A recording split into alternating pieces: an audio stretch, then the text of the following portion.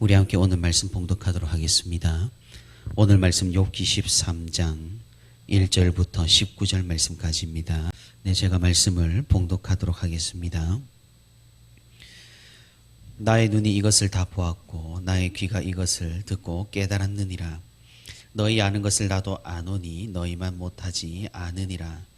참으로 나는 전능자에게 말씀하려 하며 하나님과 변론하려 하노라. 너희는 거짓말을 지어내는 자요 다 쓸모없는 의원이니라. 너희가 참으로 잠잠하면 그것이 너희의 지혜일 것이니라. 너희는 나의 변론을 들으며 내 입술의 변명을 들어보라. 너희가 하나님을 위하여 불의를 말하려느냐 그를 위하여 속임을 말하려느냐. 너희가 하나님의 낯을 따르려느냐 그를 위하여 변론하려느냐. 하나님이 너희를 감찰하시면 좋겠느냐 너희가 사람을 속임같이 그를 속이려느냐. 만일 너희가 몰래 낯을 따를진대 그가 반드시 책망하시리니 그의 종기가 너희를 두렵게 하지 않겠으며 그의 두려움이 너희 위에 임하지 않겠느냐. 너희의 격언은 재같은 속담이요 너희가 방어하는 것은 토성이니라. 너희는 잠잠하고 나를 버려두어 말하게 하라. 무슨 일이 닥치든지 내가 당하리라. 내가 어찌하여 내 살을 내 이로 물고 내 생명을 내 손에 두겠느냐. 그가 나를 죽이시리니 내가 희망이 없노라. 그러나 그의 앞에서 내 행위를 아뢰리라. 경건하지 않는 자는 그 앞에 이르지 못하나니 이것이 나의 구원이 되리라. 너희들은 내 말을 분명히 들으라. 내가 너희 귀에 알려줄 것이 있느니라. 보라, 내가 내 사정을 진술하였거니와 내가 정의롭다 함을 얻을 줄 아노라. 나와 변론할 자가 누구이랴. 그러면 내가 잠잠하고 기운이 끊어지리라. 아멘. 오늘도 이렇게 하나님과 거닐기 위해 새벽 기도의 자리에 나온 우리 모든 성도 여러분 진심으로 환영하고 또 축복합니다.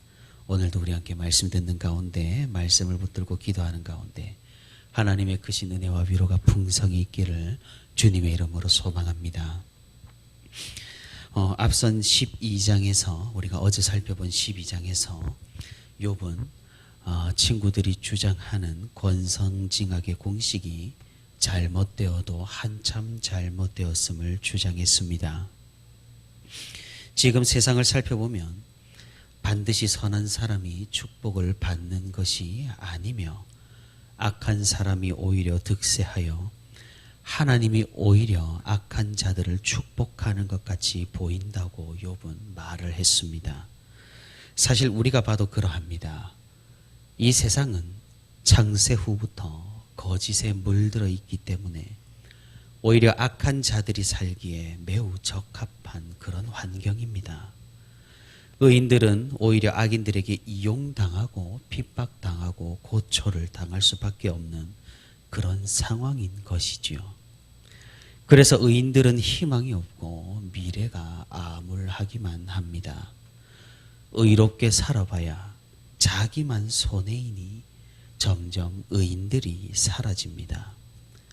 모두가 다 악한 자가 되어 하나님을 배반한다는 성경의 말씀이 틀린 것이 없어 보입니다.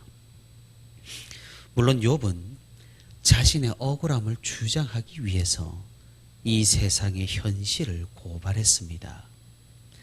자기가 이런 고난을 당해보니 이 세상의 부조리가 더욱 눈에 띄었던 것이죠. 그래서 아무리 이 세상을 살펴봐도 이상한 겁니다.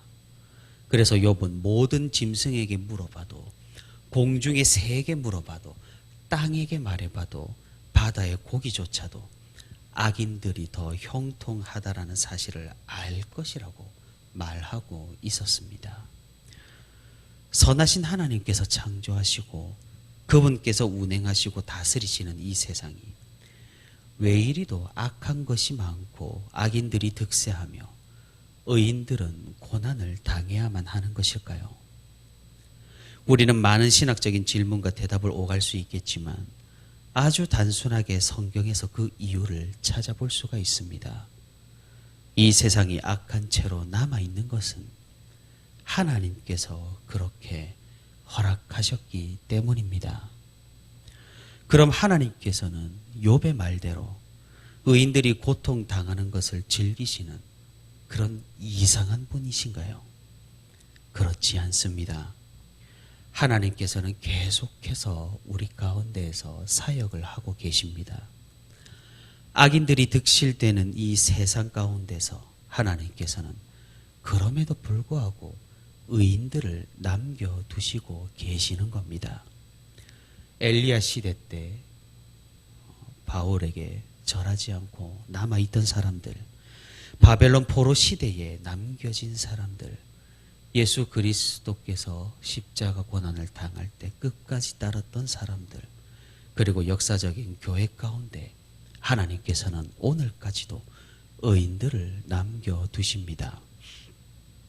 그리고 하나님께서는 의인들에게 소망을 보여주십니다. 그것은 마지막 날입니다. 그날은 이 세상을 주름잡던 악인들이 모두 멸하는 그런 순간입니다.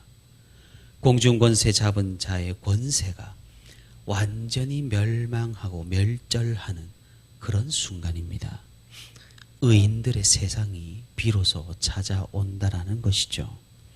예수 그리스도로 말미암아 의롭게 된 하나님의 백성들은 다시금 회복되고 소생된 새로운 세상에서 의로우신 하나님과 함께 살아가게 된다라는 겁니다. 하나님께서는 이 마지막 날을 준비하시고 또 우리에게 그 날을 보여주시고 그 날이 올 것이라는 소망을 주셨습니다. 이 소망은 반드시 이루어집니다.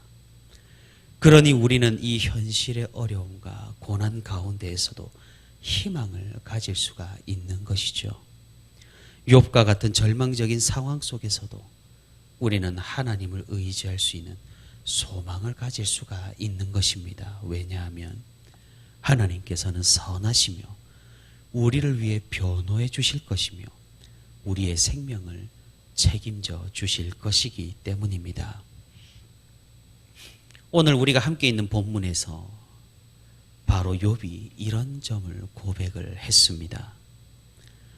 우리가 이 세상에서 가장 크게 염려가 되는 것은 내가 과연 의인인가라는 의문입니다. 아무리 봐도 우리는 의인이 아닙니다. 하나님께서 남겨두신 의인이라고 하기에는 우리는 너무나 비참해 보입니다. 예레미야서 17장 9절과 10절에서 예레미야는 우리에 대해서 이렇게 말씀하고 있습니다. 만물보다 거짓되고 심히 부패한 것은 마음이라. 누가 능히 이를 알리오마는 나 여호와는 심장을 살피며 폐부를 시험하고 각각 그의 행위와 그 행실대로 보응하나니. 우리의 마음이 그렇고 완전히 의로우신 하나님이 보시기에 우리가 그러하다라는 것이죠. 우리는 욥의 세 친구가 말하는 그 정죄를 당해낼 재간이 없습니다. 사단은 이 점을 집요하게 공격합니다. 우리에게 자격이 없다고, 우리에게 하나님이 없다고. 그러니 우리를 유혹합니다. 그러니까 하나님을 떠나서 편하게 이 세상 정죄당하지 않고 악한 대로 살아가라라고 말입니다. 이 유혹에 넘어간 자들이 한둘이 아닙니다. 모두 자기 정욕에 넘어져 세상에 물든 사람들이 바로 그들입니다. 우리라고 언제 그러지 말란 법이 없다라는 겁니다.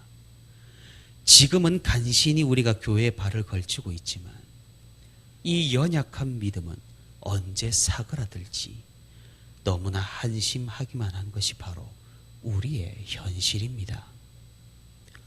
이런 현실 가운데에서도 오늘 욥은 꿋꿋하게 자신의 상황을 변론합니다. 아무런 도움이 되질 않는 친구들과의 논쟁을 뒤로하고 욥은 하나님과 직접 변론하고 싶어 합니다. 사단이 자신을 실족시키려는 그 계획에 따라 마음이 동하지 않고 계속해서 하나님을 붙들고 넘어지는 것을 우리는 오늘 본문을 통해 읽어볼 수가 있는 것이죠.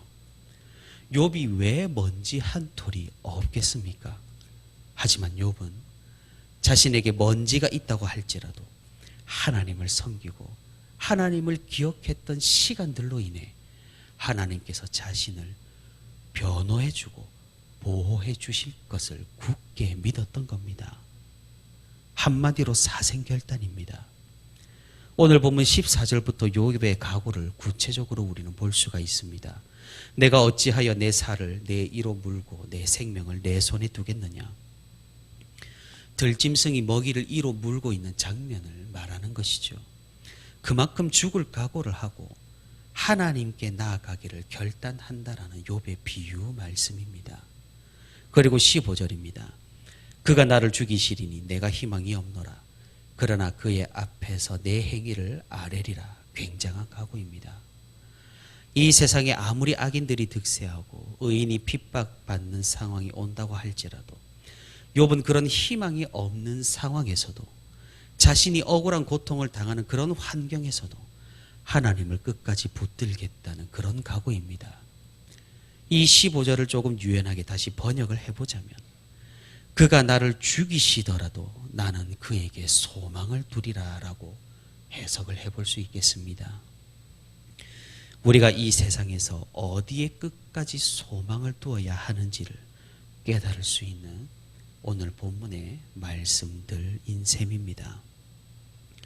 그리고 욥은 확신하고 있습니다. 18절입니다. 보라 내가 내 사정을 진술하였거니와 내가 정의롭다 함을 얻을 줄 아노라. 의로운 욥은 자신이 의로운 것을 확신했습니다. 그리고 하나님께서도 자신을 인정해 주시리라 확신했습니다. 우리는 생각합니다. 욥의 행실이 의롭기 때문에 그런 것인가? 욥이 너무나 착하게 살아서 그런 것인가? 그렇지 않습니다. 욥이 이렇게 말하는 근거는 자신에게서 나오지 않았습니다. 욥은 하나님을 믿었기에 이런 각오와 고백을 할 수 있었던 것입니다. 사랑하는 성도 여러분, 우리도 마찬가지입니다. 우리는 의롭지 않습니다. 하나님과는 거리가 멉니다. 오히려 사단과 가까이 있을 때가 많을지도 모르겠습니다. 하지만 우리는 믿습니다. 그리고 붙들고 있습니다. 그리고 소망을 가지고 있습니다. 무엇을 말입니까? 누구에게 말입니까? 바로 예수 그리스도에게 말입니다.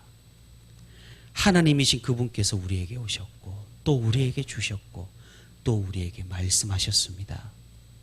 우리는 그분으로 의롭다 하심을 얻었고 우리의 우리 된 것이 아니라 그리스도의 하나님 되심으로 우리는 확신과 고백을 할 수가 있는 것입니다.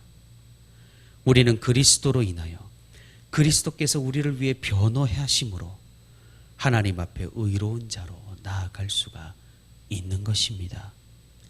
공중권세는 말 그대로 공중분해될 것입니다. 우리를 겁박하고 유혹하던 사단의 장난도 마지막에는 영원히 멸망할 것입니다. 그러니 우리에게는 희망이 있고 우리는 소망을 가질 수 있으며 이 세상 제 아무리 악인들이 득세한다고 할지라도 남아있는 의인으로서 하나님을 붙들며 버틸 수 있는 것입니다. 사랑하는 성도 여러분, 우리가 하나님을 끝까지 붙들어 맬 수 있기를 바랍니다. 아무리 우리에게 정죄와 유혹과 세상의 온갖 미혹이 불어 닥친다고 하더라도 끝까지 예수 그리스도를 믿음으로 이 세상에 남아있는 하나님께서 남겨두신 의인으로 살아갈 수 있기를 바랍니다. 우리에게는 마침내 끝이 있습니다. 그 끝을 바라보는 소망 가운데에서 우리가 그리스도로 평강을 누리며 하늘나라를 맛보며 오늘도 살아갈 수 있기를 바랍니다. 오늘도 세상의 모진 풍파 가운데에서도 하나님을 끝까지 붙드는 믿음 가운데 소망을 가지고 평강으로 살아가는 저와 우리 부천시민교회 모든 성도가 되기를 주님의 이름으로 소망합니다.